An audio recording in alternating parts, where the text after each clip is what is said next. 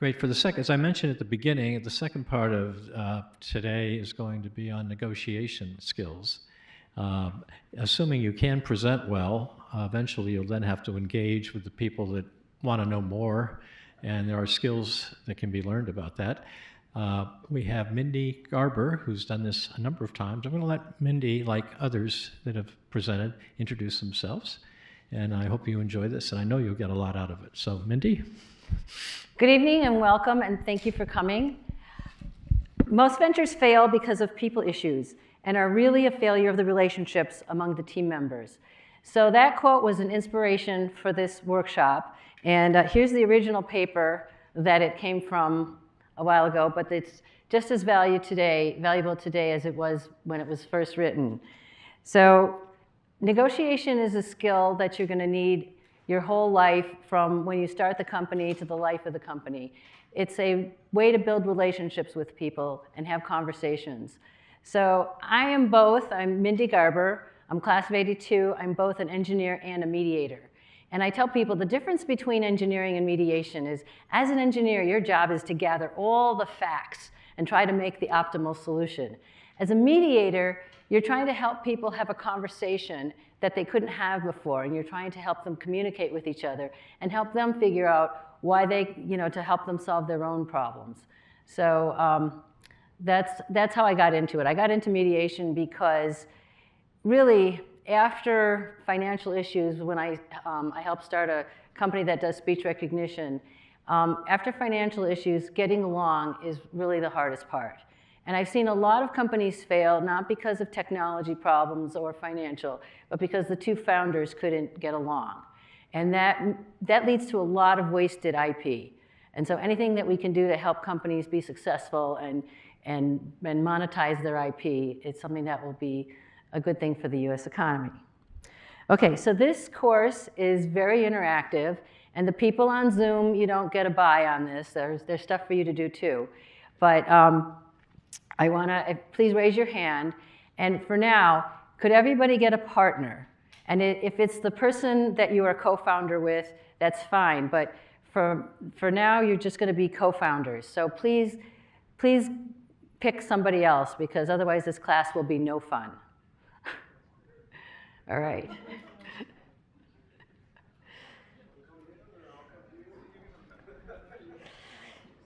Okay.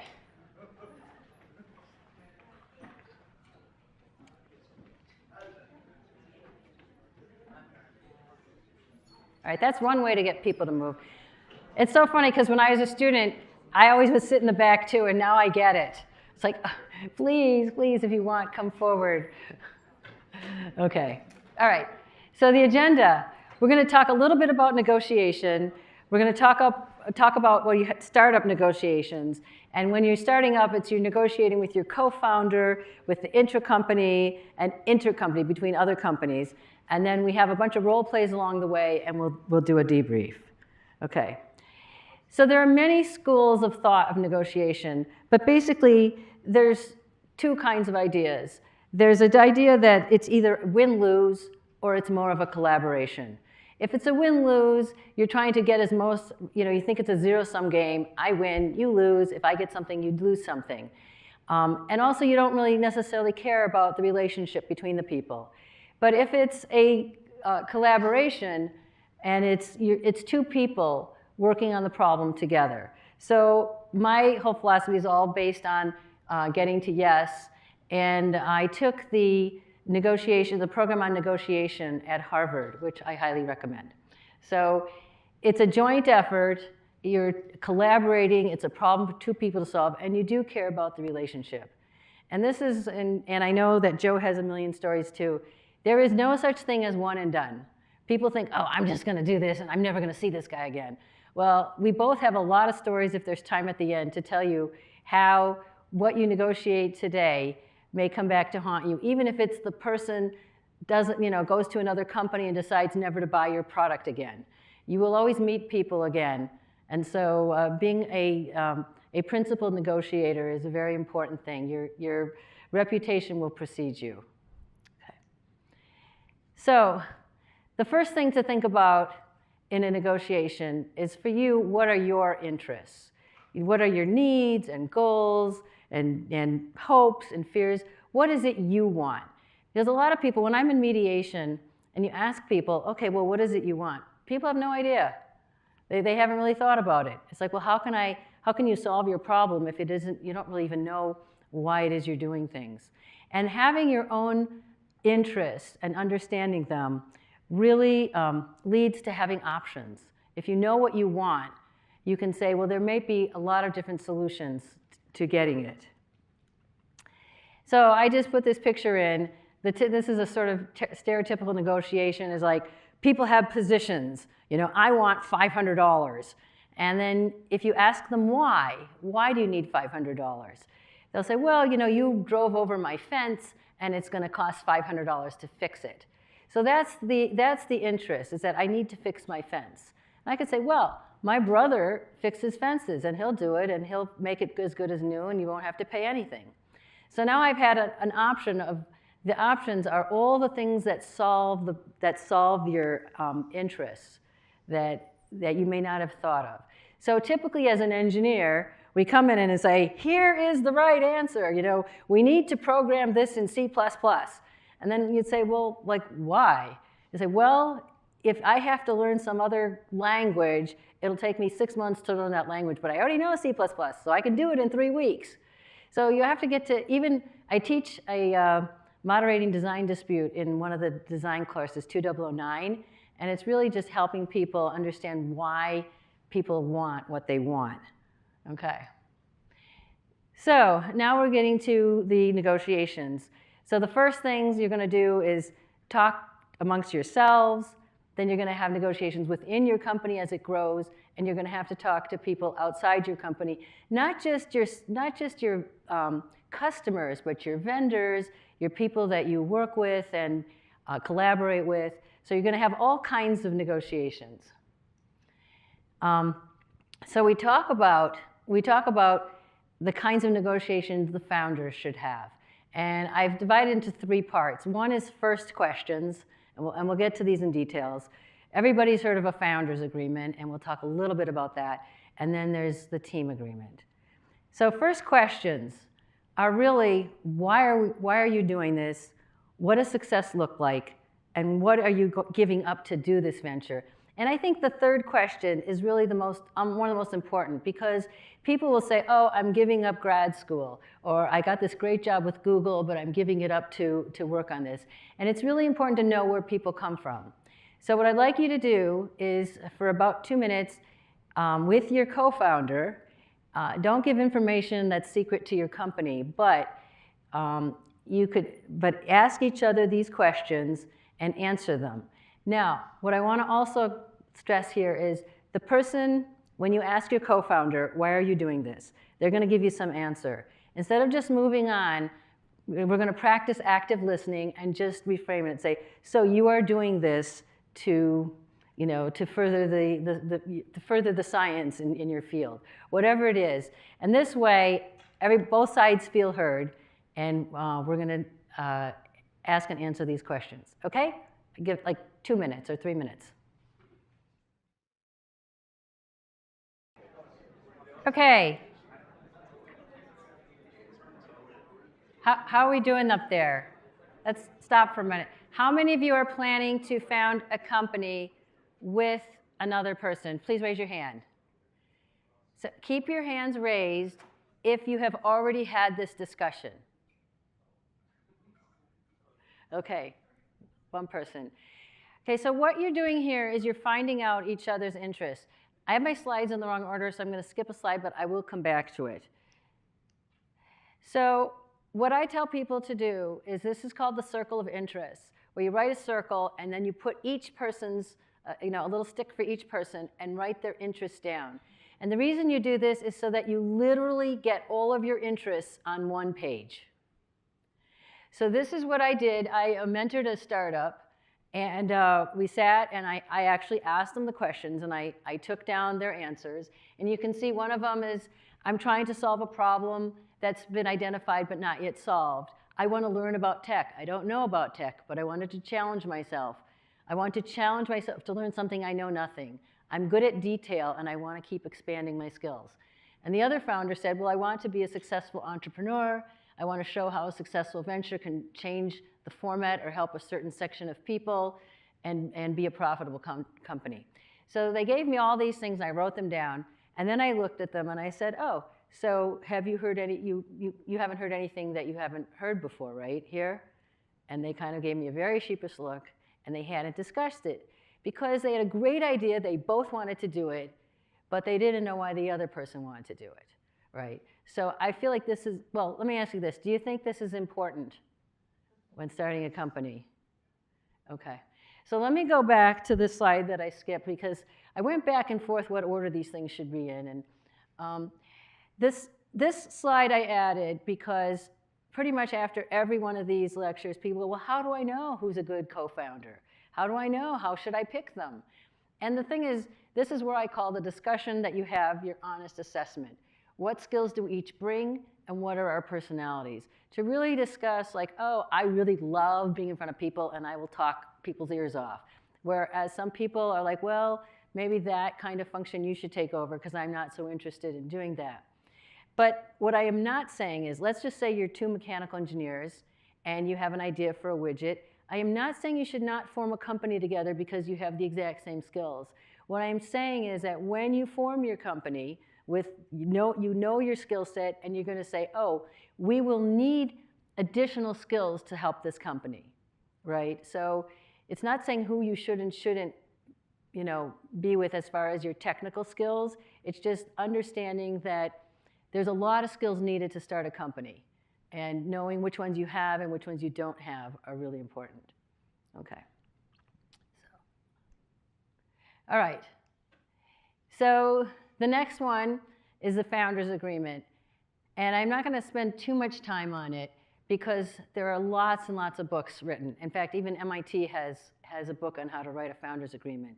But basically, it's just covering who owns what, who did what, who's contributing what, and your very favorite, the equity discussion. How many people are looking forward to having an equity discussion with their co-founder? Okay, so you already had it? Do you guys already had your equity discussions? No, the people, oh no, you're just, okay, fine. All right. And the most important thing is what happens if one founder leaves. And that's a really okay, I decided I am going to grad school and see you later. And having these discussions and writing everything down. And the thing with equity is suppose I'm the inventor and the other person is sort of the business person, and we're like, oh, we could form a company. Well, at the beginning of the company, I'm doing all the work. And maybe as the company goes on, I do less and less, and people take more and more. So it's really about what your contributions are, what are the values of the contribution you make to the company, and being able to just have a real discussion. What does it take to put this company together? And who's going to do what? And what are the pieces? And what are the values of the pieces? So this is just something that you're going to have to talk about. And again, there's lots of literature to help you. So the last thing is about the team agreement. So what is a team agreement? So anytime two or more people work together, it's a team, right? So I do a lot of co-mediation, that's a team.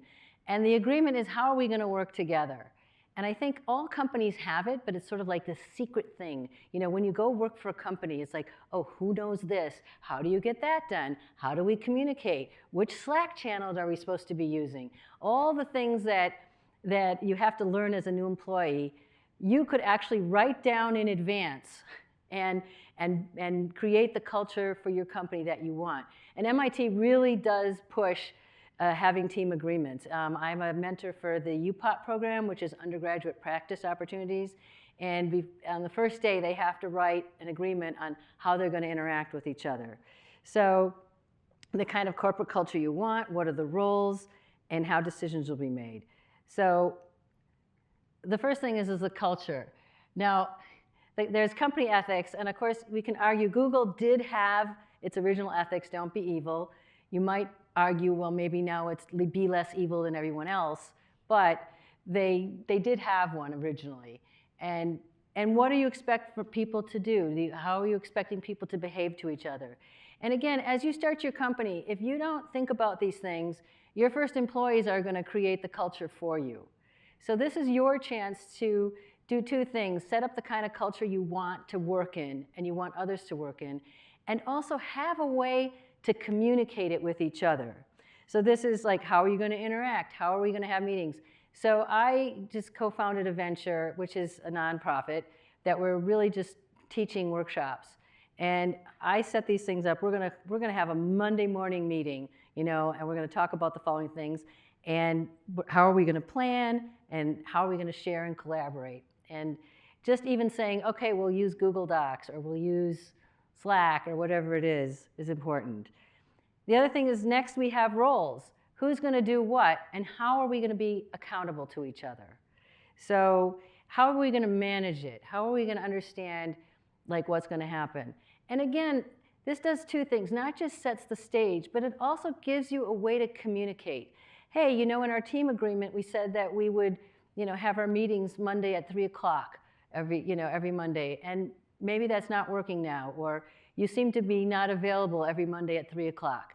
So it's giving you the language to talk to each other instead of sort of accusing each other, whatever. These are things you've agreed to. You can change them. And that's the other thing, is all these things should be revisited. Everything that you do, I have a co-founders check-in, every 6 months or so. How are we doing? And it's really not about what we're doing. It's about how are we working together as a team. Okay, so the last thing is, how will the team make decisions? And what will you do if you disagree? So I'm going to give you 2 minutes to talk to your co-founder. And you're each, first of all, the people that are co-founding, how many people have 50-50 agreements? Like, we each own half the company. Okay. So assume that you co-founder, you're all 50-50. Have a discussion with your co-founder. What can you do when you disagree on something? Okay, I'll give you 2 minutes. Okay. Raise your hand and I'll call on you. Who has some suggestions as to what to do? What to do with if you can't agree? Raise your hand.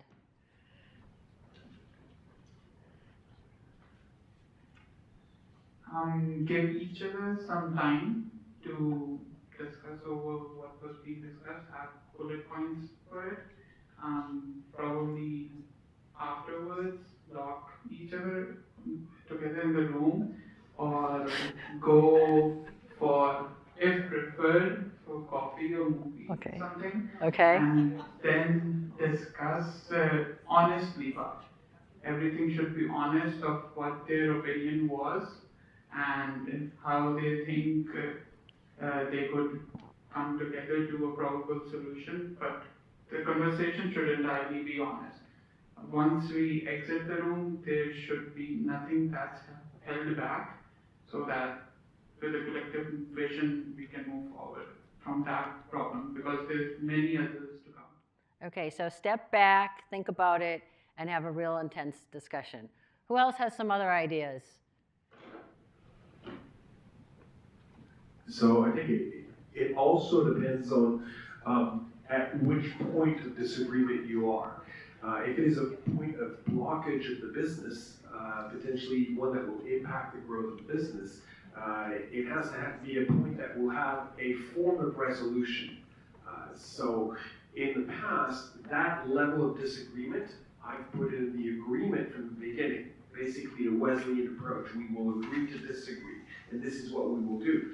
Prior to that, you should try to not be at that level, and then try to get some form of mediation. So finding a neutral ground, going to a movie, or sharing a meal is one thing, but maybe as the business is more mature, finding ways to not get to that level of disagreement, and how, if there's not an imbalance of power, how you can get a joint decision. Okay, good. Over here? So one thing that we were talking about is if we really disagree on something, that we should find an unbiased person that could, consultant, that could help us, and we should agree that we will go with the opinion of that unbiased person that is an expert on that. Okay, consultant, great. Are there any other ideas? Oh, they're back there.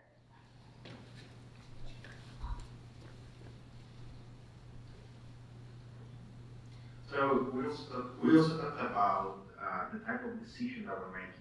So if it's a one-way type of decision, so it's like very hard to come back or like take it back, then we like discuss a lot on it. We go very truthfully for like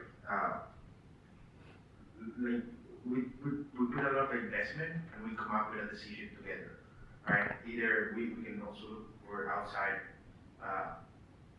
guidance or something like that.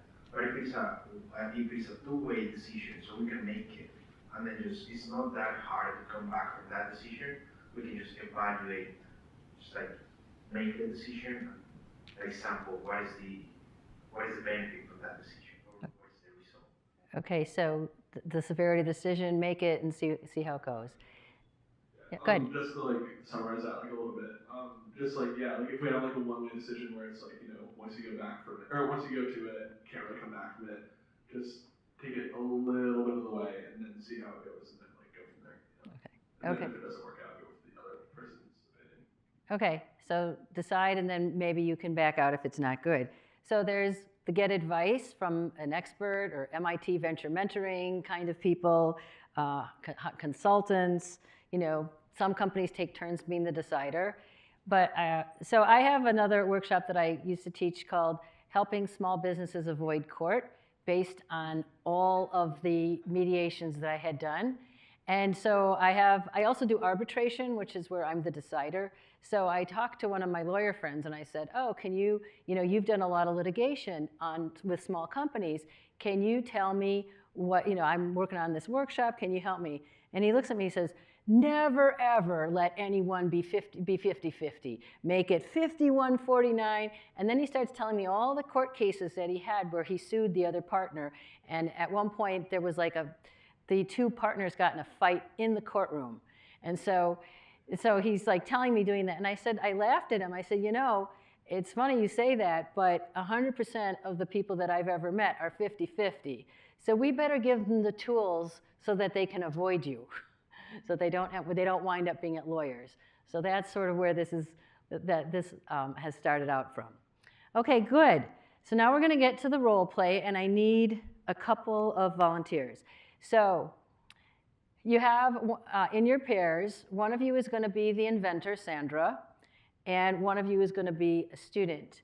And Sandra, and this is a true story, this happened here at MIT, and Joe knows the people involved, and I know the people involved. Sandra has invented a very inexpensive way to process crude oil. So I have 3 slides. I used to hand out pieces of paper for people to read, but I need volunteers to read the slides. So do I have a volunteer who will read one slide? Thank you. Then you'll read the second one. Okay, here we go. Read this slide, please. Wow. I know. It's cheaper than handing out paper that no one wants. Do you want me to like verbatim? Yeah, yes, verbatim. Just read it. Oh, okay. Overview. Sandra has a prototype, but it can only process 1 cup of crude oil at a time. Several undergraduates heard about this invention and were introduced to Sandra. They hit it off, and somehow it was decided to enter the 100K competition and perhaps start a company. The relationship between the inventor and the undergraduates was never documented, but the undergraduates began working intensely on writing a business plan. They didn't stop there, though. They made connections with executives at large oil processing companies, who of course were very invested in the invention. They put in a tremendous amount of work in this venture, sometimes to the detriment of their regular classwork. Just for the competition, however, Sandra is taking off pulling out. Saying that her invention isn't great. This would leave the students disappointed and frustrated that all their work has been for nothing. Okay, the next one. That's so small. Sandra's invention could only process 1 cup of crude at a time, and she isn't sure how to scale it up or even if the process is scalable. She has no written agreement with the students, and she isn't even sure the students are capable of starting a company. In the end, though, it is her invention, and she feels that she can decide what to do with it. All right, I need one more reader. Does anyone else want to read one? Okay. They are in the age of Sandra. She had a PhD and has invented something that could be really useful and profitable. They are hesitant to bring up uncomfortable subjects like agreements, with her assuming that it will all work out after they have proven to her how much effort they're willing to put into make the company a success. They can't understand her reluctance to move forward faster. When they get a company executive interested, she doesn't seem that excited to speak with them. Also, she doesn't seem to really want to show her invention to anyone, even though from the outside it just looks like a black box and no one would be able to see the inside process. Okay, so one of you is Sandra and one of you is the students. But first of all, I'd like you to discuss what are your interests. So take a couple minutes and tell each other what your interests are. And actually, and you can think about the other person's too. So if you're a student, you can think, oh, maybe Sandra might be interested in this. So think about the interests of both Sandra and the student, and I'll give you a few minutes. People at home, write down all the interests that you can think of for both Sandra and the students.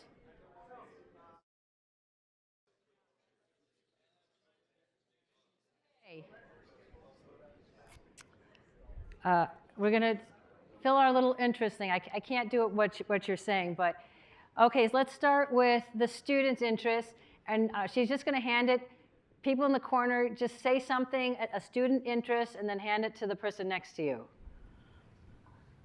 Student interest, it's fun and exciting and could be a cool experience for them as students. Okay, so they want a fun experience. Next. A student. Student or Sandra? Okay, we could say Sandra, whatever. I think Sandra's interest is inventing a genuinely useful technology and wanting to protect her IP. Okay, wanting to protect her IP. Seems like the students really want to raise money to be able to scale up this new venture. So why do they want to raise money? What are their interests? I guess the end goal would be to create a profitable venture for them. Profitable venture, okay. I think, for Sandra, I think she only wants to put a product out there that she's sure is scalable and viable. So she's worried about her reputation. Do you want to hand it down to the next row? I wasn't expecting that, yeah. I would repeat what they phrased it. Okay. For me, I would say that the students are more concerned about the process, and Sandra are more concerned about the result, the outcomes. So the students want to get experience in starting a company, and Sandra's really worried about her reputation and being able to build a valuable thing, a valuable product. So does anyone else have different things? If you have different things?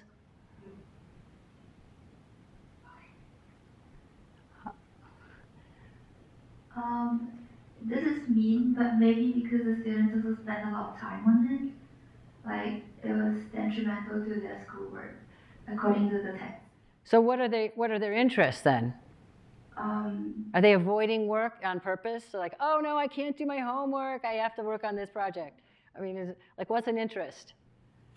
Maybe it's also like sunken cost kind of thing, where they spend time on this when they could have been doing time on their work instead. Okay. So they want to see something come out of it.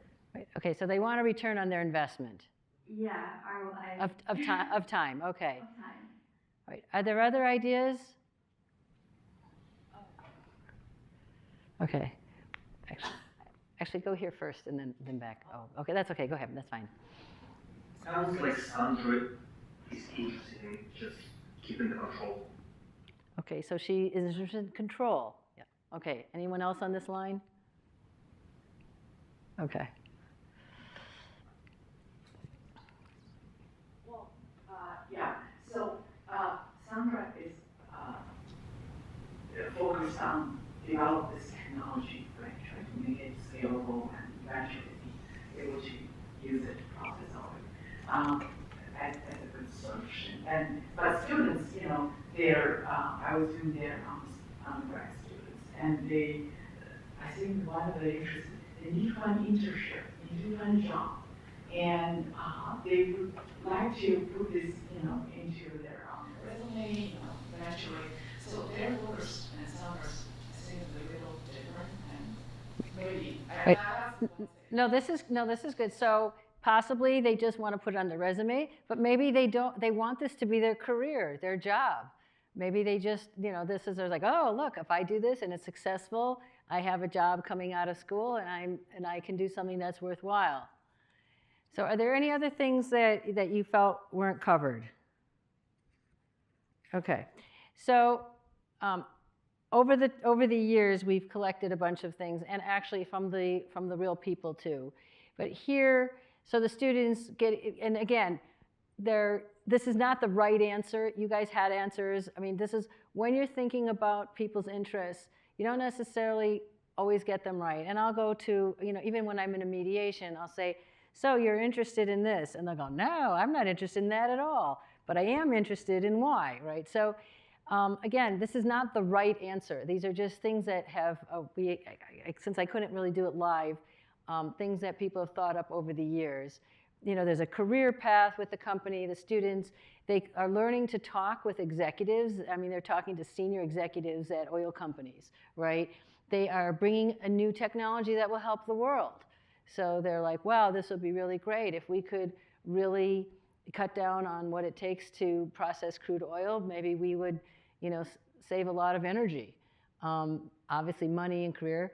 And for her, she wants to protect her IP, which you said about that she wants control, but she also is very concerned about her own, her own reputation in the field. She doesn't want to say, oh, I have this, because scaling up from 1 cup to, 1 million gallons a day is not an easy thing to do.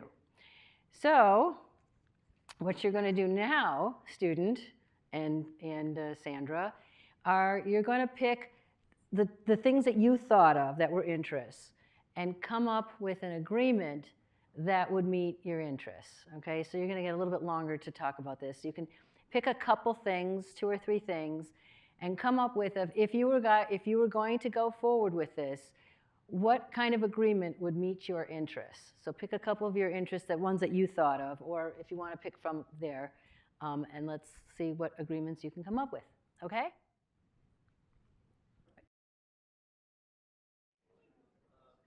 Okay, so how many of you, raise your hand if you were able to come to some kind of agreement? Okay, so for the people who came to an agreement, can you tell us something that you agreed to? And I wanted to make one other comment before that someone came up and mentioned to me. So sometimes it's hard to understand what are interests and what are positions. Like, I want to raise capital. Well, then it's what are the interests behind the capital? What is it going to do for you? Why do you want to raise the capital? So these are interests, what they want, what they're interested, what their fears are, as opposed to, they could say, I want to make $1 million. Well, that's an interest, right? So but we'll keep going through this and coming down to what are interests versus positions. Okay, so who wants to share something that they agreed to, that they could both agree to? We could go first. So we came to the agreement that it could be a joint venture, but Sandra has all the IP of the patent and everything, and she comes to like a time-based agreement of licensing, where for this business specifically, there's like a significantly discounted rate for the students to manufacture and use the IP for the first, say, 10, 15 years, and then slowly with time that changes. Also, like her position in the overall company might not be as a co-founder, but more as an advisor. Okay. So she doesn't need to be in the limelight, but at the same time, she has ownership. She has shares. She could have the agreement with the revenue shares also come to her because her license already has money coming in, but an additional revenue stream for her. The way I see it is that students have the most incentive to do it, but because Sandra has the ID, the students have to take the most risk. Sandra's like a queen bee in this situation. She has the main thing that's doing this whole thing together and taking this on. And yeah, I think that's pretty much it. Okay. Okay, so good. And that's an agreement you both would agree to and sign. Who else had something? Who else agreed to something? Did you guys have an agreement? So in our case, she made the point that Sandra does deserve a lot of equity because she is in the IP. But I made the point that although IP, there is no business without the IP. There is also no business without marketing or many other functions that are required in the company. So we decided to come up with a number for each of these functions. So first break it up into a bunch of functions. Come up with a number for each of these functions and have an honest discussion about who would perform which function. And according to that, we divide. Okay, so base equity on all the different requirements and who's going to do what, and then talk about that. Okay, so you did agree to have a joint venture together. Okay, who else?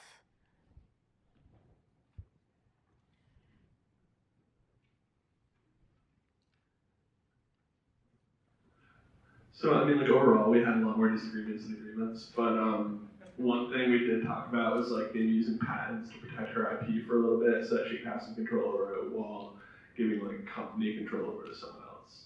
Okay, so what were your challenges? Yeah, I mean, the challenge is, like, it sounds kind of like Sandra wants to have her cake and eat it too a little bit, because, like, you know, she wants to protect her IP and, like, have control over it, right? But at the same time, she doesn't want to run a business. And, like, she wants to stay out of the limelight, and that kind of, like, you know, interferes with, like, wanting to grow it and everything, so. So she's ambivalent about doing this in general. That's what it sounds like. Okay. So who else had some challenges that would like to share? Okay. It might be different, but it's just thinking about it. Since students cannot really take that much risk, why not use this as a research project where, you know, you can improve on the product, how to scale them. You can get grants to, you know, still make money if you can make money, but both parties can still be protected because it's a research. You don't have to, like, make any promises. Okay, so instead of starting a company, let's research to how we can scale it up. Is that what you're saying? So let's put in money, we're going to research, we're going to get grants to see if it is scalable. And that way, if I'm Sandra, I feel more comfortable, and that you feel more comfortable that this is going to be a real product and a viable product. Okay, that's a really great idea. Are there any other challenges that you couldn't come to an agreement because of challenges? Okay, so what really happened? How many of you think they had any agreement? Raise your hand. Okay, so they didn't. But let me ask you this before we go to the answer.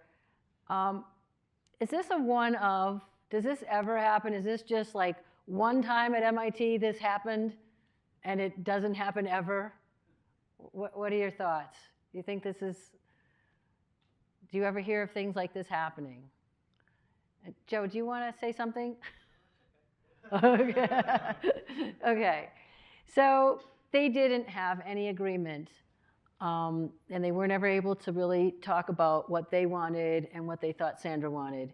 And she took her invention and started a different company with a whole different set of people.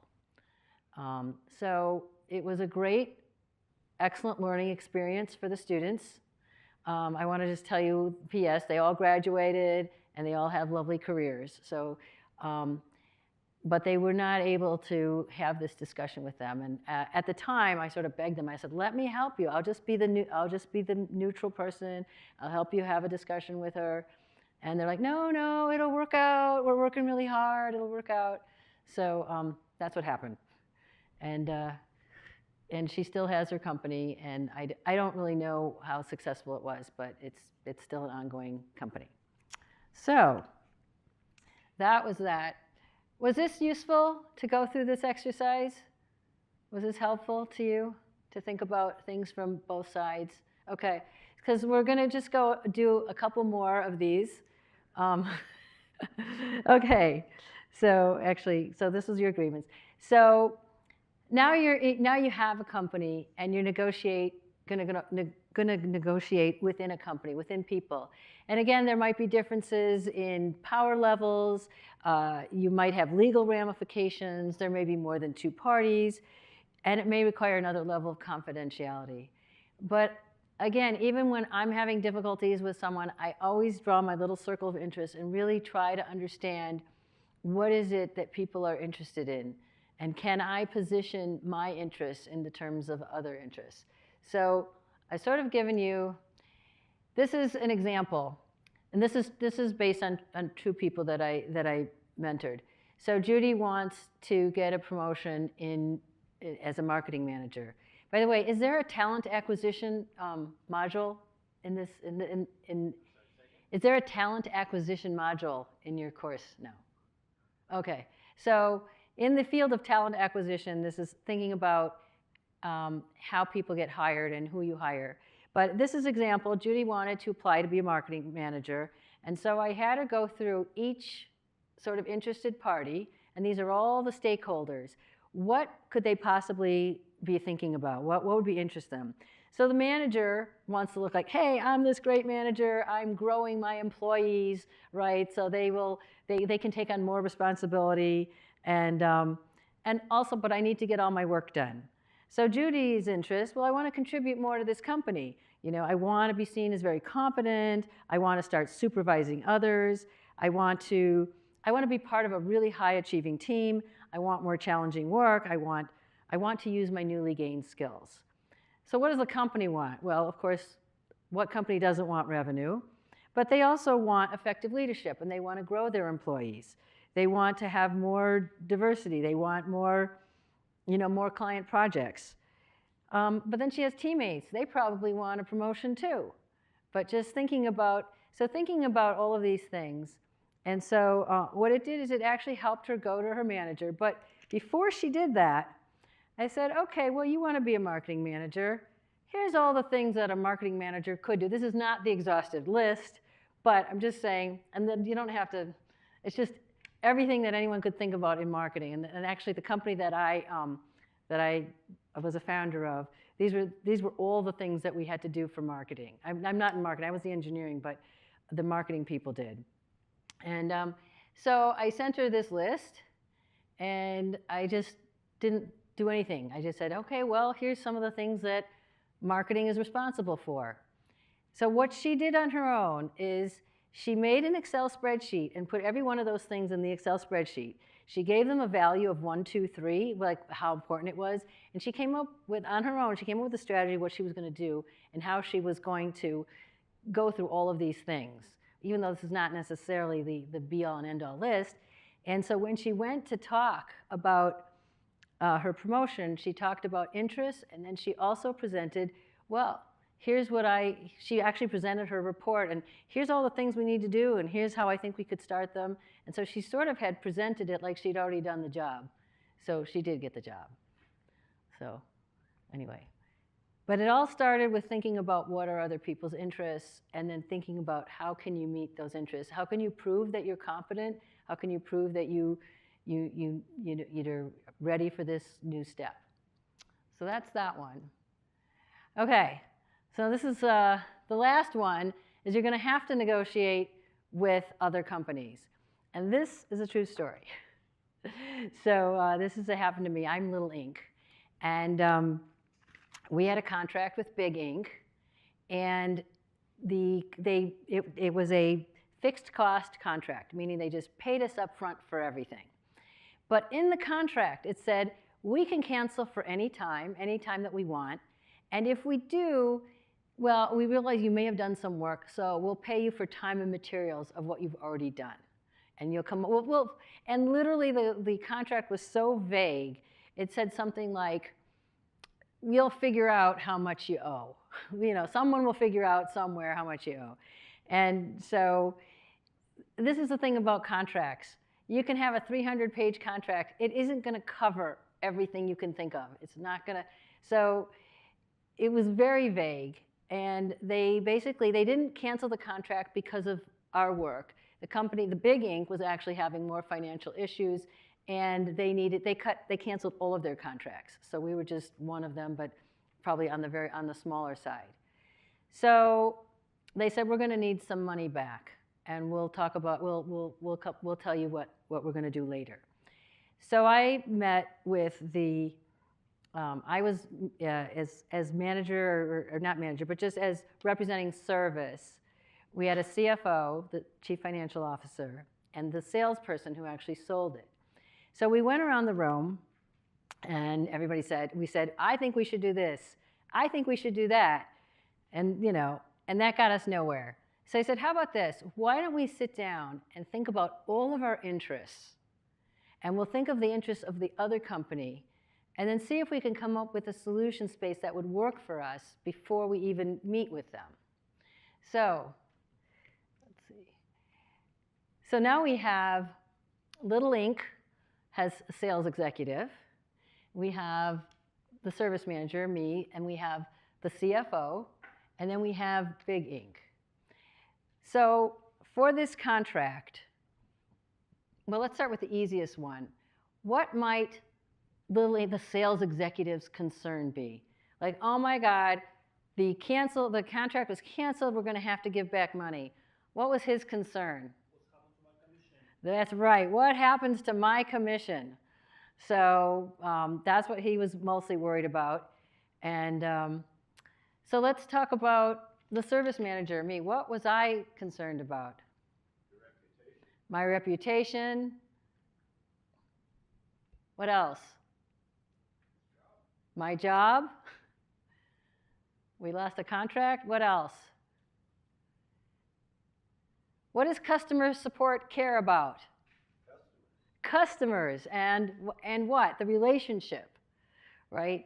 So what did I care about? They had been a customer for a really long time, and we had other stuff going on with them. So this was not a one-time deal. We had other contracts with them. So other interests. And let me just tell you, we came up with 3 pages. 3 pages of interest. Okay, let's talk about our CFO. What was her interest? What's the problem with giving money back? For accounting, so they need to have cash to give it back. Cash flow. Worried about the company. What else? Depends when it happens. If it's after the closing of the books, it's really problematic. Okay, so in other words, if we've already declared the revenue because we got the cash, did we already declare it all, or do we declare it like month by month or whatever, how we declared it, and can we go back and undeclare it? So that was that. But there were a lot of personal things too. For example, one of her concerns was, I don't want them to think this is, David and Goliath, and they're just stomping all over us. I want them to feel like we are a real company. We were a 20-person company, and they were like, 10,000 people. But the 2 of us were agreed on a couple things. One, we did not want this to escalate to the CEO, even though that was just one level up, right? In a 20-person company, there's only one or 2 levels, right? We did not want it to go to the CEO. We did not want lawyers involved, right? Because that wouldn't have done any good. And so we really wanted to keep it at our level. But now think about our contact at Big Inc. What was Big Inc. worried about? What was their reputation? Their reputation. So they were like, oh, we bought something from Little Inc. and we canceled it, and who cares? We stomp all over little companies. What else?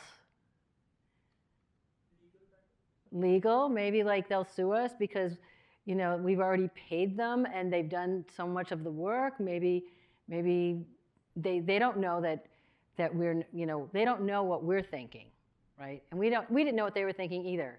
So what else?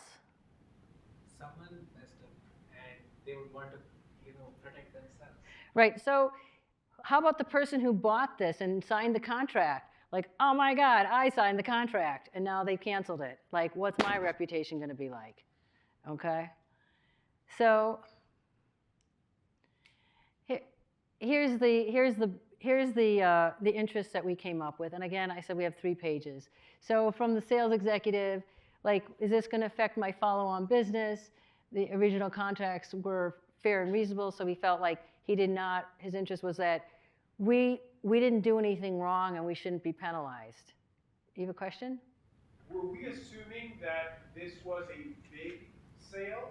It was a big company, but was it a big sale? It was a big sale for Little Ink, not for Big Ink. Okay? And again, for me, the relationship with the customer was very important. And I did want them to acknowledge that we had done work. I wanted them to say that we were a competent company, that they didn't cancel because of anything we did wrong. So I was worried about our reputation. Again, I did not want it to get escalated because I just thought that would make things more intense, put it that way. Our CFO was worried about cash flow. She didn't want to get, again, lawyers didn't want to look like she was inexperienced and didn't know how to run a company. But she did want it to be fair, and she didn't want to be taken advantage of, and she felt like we did do a lot of work and those expenses should be covered. So again, from Big Ink, they wanted to look good for their stockholders. They wanted to, continue the relationship with us. We just assumed that. We assumed that because we had other contracts with them. Again, we didn't know this, but this is what we thought of in our meeting, and which I tell people that they really, have to think a lot about. And they didn't want to anger upper management and didn't want to escalate it. So they had a stable of lawyers. We had none, actually. We would pay a lawyer piecemeal, so it would have been a lot more expensive for us. So what happened? So the day before the meeting, I call my contact, and I said, oh, can you just tell us anything? Can you give us a hint? And he said, no, but let me just tell you this. Please listen to everything they have to say before you respond. Okay, so the day comes, and the 3 of us are crammed into a little office with those little speaker phones, those little triangle things, and we call them, and you can feel the tension in the air. And he says, we say hello, and then they say, they come up and they say, we want this much money back. And our CFO looks up and she says, okay. And that was it. So this is a class on negotiation. What kind of negotiation was that? What are your thoughts? We just agreed to the very first thing they said. Why? Yes? Because it was better than you had expected. So we had thought in advance what our solution space could be. We had thought, and really, she had calculated out how much she could afford, what would it do. And the thing is typically when I teach this, I get a lot of pushback saying, hey, you should have at least pushed once because you're not doing the fiduciary responsibility for your company. But what were our interests? What were our real interests? I mean, obviously, we were interested in the financial safety of the company, but we wanted to keep the relationship. And we didn't know if we pushed back, if everything would fall down. So I have another colleague who tells this exact same story with his company, and they were negotiating, and they tried for one more thing, and the whole thing blew up in his face. The company took their toys and went to another vendor, and they never worked together again. So you just never know, and you don't want to. We didn't want to push because it worked for us. We thought it was fair. We could see that in their offer, they didn't want to stomp on us. They weren't trying to be punitive to us for any reason. And what happened was we continued the relationship for many years, and they bought more later. So thoughts on this? And when I have a colleague who worked at 3M, and he said, looked at me, he said, sometimes the first offer is the best offer. And if if it's something that you can live with, and we preserve the relationship, and after the CFO said, okay, we just started talking and chatting away, and everything was just fine. So, any other comments on this? Interesting. Yeah.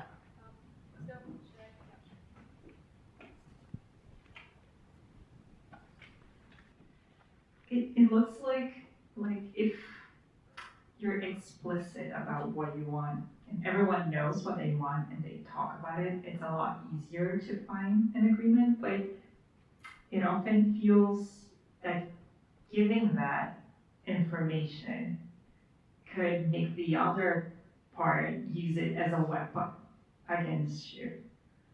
And I wonder, like, how do you gauge, like in this scenario, do you think there would have been space to explicitly say the things that are listed here to Big Inc, or you just have to accept that you cannot be that open with the person you're negotiating with? Okay, let me tell you one more story that answers that question. So I was advising another person. So she was a Big Inc trying to buy a Little Inc, because Little Inc had some IP that absolutely everybody in her field was after, right? So it took her 6 months to get a meeting with him. And so I said to her, why don't you plan out everything and think about what his interests are, what your interests are.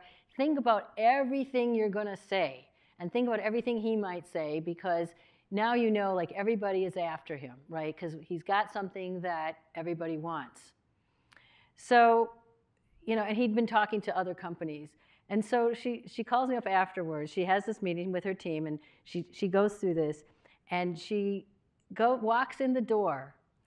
And the first thing the guy says to her, you know, they come in. She's waited 6 months to have, like, you know, an hour meeting with him. And he literally looks at her, doesn't say hello. He goes, what do you want? Literally.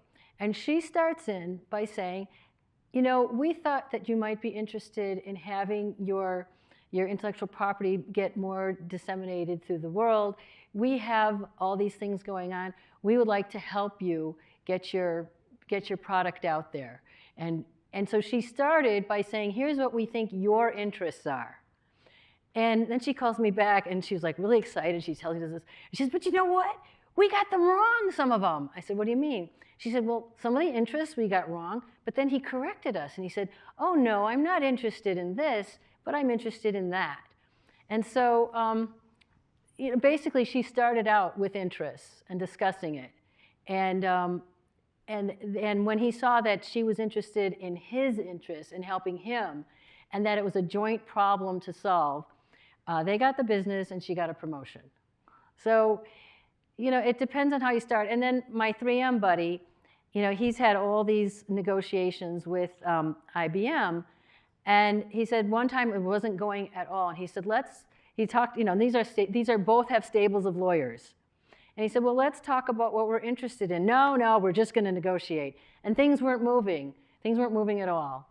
And so he finally just said, well, 3M is interested in doing this kind of thing. And he just started giving them their interests. And we're interested in this. And they changed. They turned, and they started sharing their interests.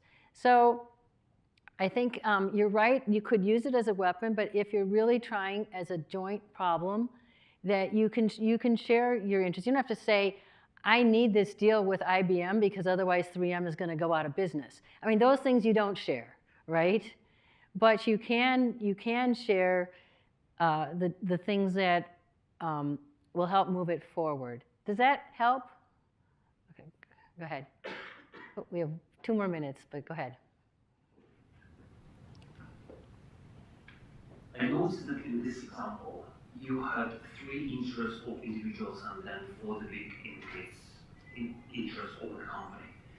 And when it comes to business negotiations, when you get into this room, I would assume that if you know who the people are going to be there, it's kind of like a little bit easier to potentially prepare. But if you get into the room and you have people that you did not expect to see, how do you tackle this, meaning that you just don't know what the interest will be? Do you address this from the business interest or still take into account personal stuff? Well, I guess you can, well, first of all, you're saying, right, because the person we were talking to had different interests than Big Inc., right? I mean, we could have put, you know, the people that were going to be in the room. But if this had been like, let's talk about our interests, we would, I would have said, oh, you're probably interested in making sure that this is working. So you can actually ask people. And so when I'm even in a mediation, I'll just ask them, well, what are your interests? What is important to you? What are you trying to accomplish? What would be helpful to you? And if people don't want to share, then you can see which way the negotiation may not go so far, because you don't even know what to offer them, right? Because there might be things that, this is the whole point, there might be things that are so valueless to you, but they're valuable to them. And they say, well, we want your company to do X. And you're like, okay, because it's not a big deal for you, right? So it's how do you get to those things that are sort of low value to one person, high value to the other, or things that you can talk about. So, is this helpful? Okay. Summary, startups, make sure that you understand the interests of your co-founder, right? That's really important. Document your decisions, because someday you're going to go, well, why did we do that, right? So I tell people, write everything down and revisit it periodically, because companies change really fast and your ideas change fast, and you need to keep going. And then for negotiations, just prepare, prepare, prepare. What has been shown is the more that you think about what your interests are, what their interests are, what your zone of solution it could be, and listen in the meeting, you'll hear new interests. And you'll say, oh, you guys are interested in this. I didn't know that. Well, we might be interested in helping you with that aspect too. So you're always listening and thinking about what you can do. All right. I think that's it. So thank you very much. I hope this was helpful. Mindy, great. Thank you. There's so many little tidbits of knowledge here, and it brought back a memory I had.